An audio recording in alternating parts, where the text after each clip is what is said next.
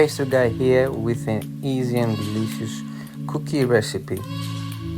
The toppings we're using is fudge and chocolate.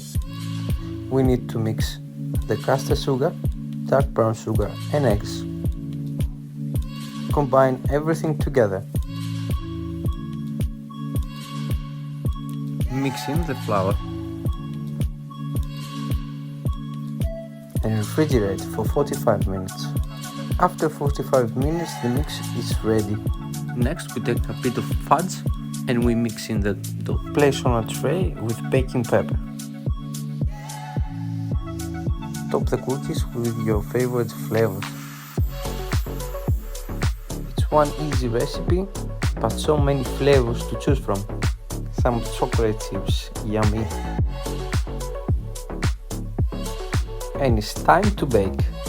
Ready. Wow, look at that. Homemade cookies. Lovely.